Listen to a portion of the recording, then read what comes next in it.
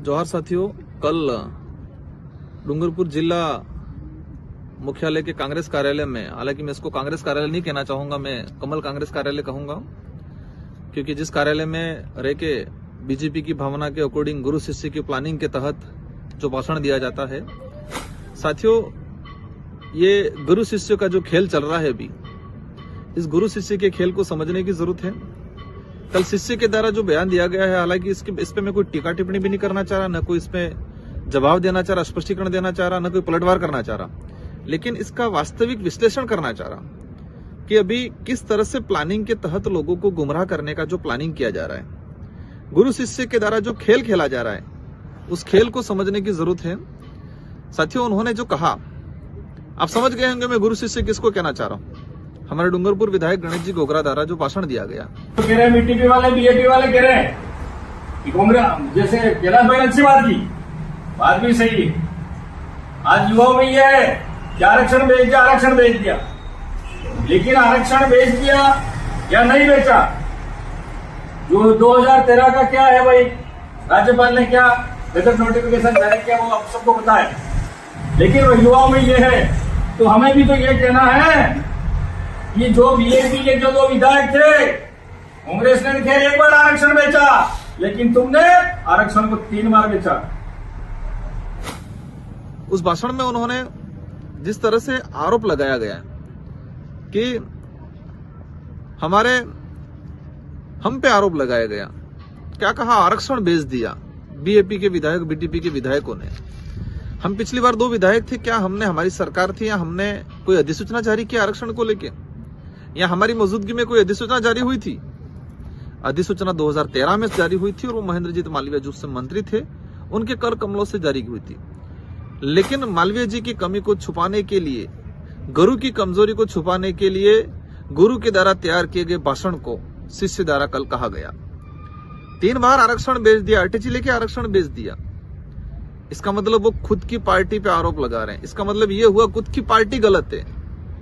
ठीक है, आज हमने हमारे क्षेत्र के मुद्दों के आधार पर समर्थन दिया, हमने हमारे लोग क्षेत्र में काम करवाया, इसीलिए लोग संतुष्ट थे और इसीलिए हम आप कुछ सरकार में रहे, हमको जीतने में पसीना आ गया, हालत खराब हो गई, और हमारे 84 की जनता ने एक भारी बहुमत देके, समझदार है 84 की जनता।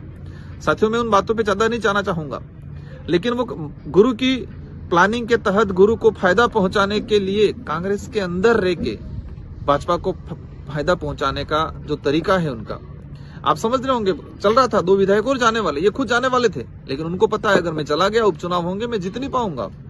इसलिए उन्होंने तय किया है कि कांग्रेस के अंदर रह के भाजपा को कैसे फायदा पहुंचाए। आज आप देख सकते हो क्या कह रहे हैं ये, कि कांग्रेस मेरी माँ है।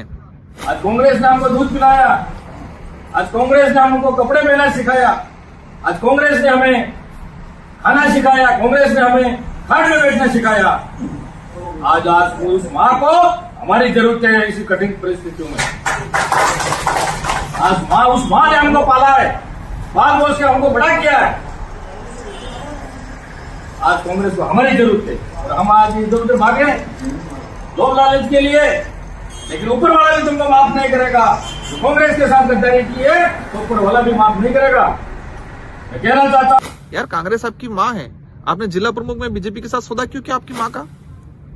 एक तरफ कह रहे हो कांग्रेस मेरी माँ है, तो जिला प्रमुख वाले मामले में आपने सौदा क्यों किया? और आप अगर सच में कांग्रेस के सच्चे सिपाही होते, कांग्रेस के वफादार होते, तो आपके भाषण में महेंद्रजीत मालवीय जी को लेके स्पीच आनी चाहिए थी कि उन्होंने कांग्रेस में ये किया, कांग्रेस में रहकर नाम कमाया और कांग्रेस को साथ गद्दारी की। ये होना चाहिए था आपके भाषण में।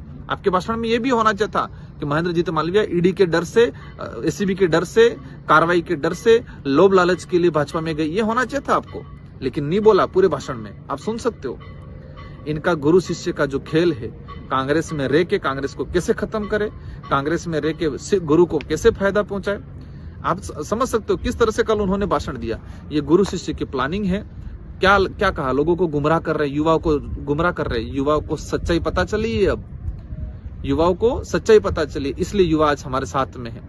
और हम आपको और क्षेत्र की जनता को कहना चाहेंगे कि हम राजनीति के लिए नहीं आए हैं यहाँ, हम सामाजिक भावना को लेके आए हैं, संवैधानिक हक अधिकार को लेके आए हैं, इतिहास को उजागर करने के लेके आए हैं, क्षेत्र में विकास को लेके आए हैं। ये लोग अपनी राजनीतिक रोटियां सेक रहे हैं कांग्रेस के नाम से।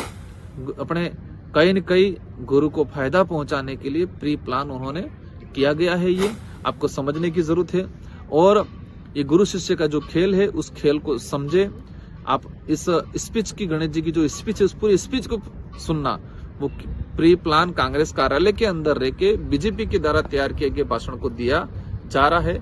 और ये गुरु और शिष्य की एक ही बात है, आप क्षेत्र की जनता को समझना है, हमारे क्षेत्र को अच्छी दिशा में ले जाना है, इन लोगों के भरोसे नहीं छोड़ना है। ये लोग अपने राजनीतिक फायदा उठाने के लिए कुछ भी कर सकते हैं। और जिस तरह से कमल कांग्रेस प्री प्लान उदयपुर संभाग में काम कर रही है उसको समझना है। उनके जो उद्देश्य है उन उद्देश्यों को पूरा नहीं होने देना है।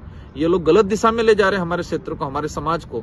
इनके गुरु शिष्य की प्लानिंग को इस बार खत्म करने का काम करना है। आप सबको धन्यवाद, आभार, जय जोहार।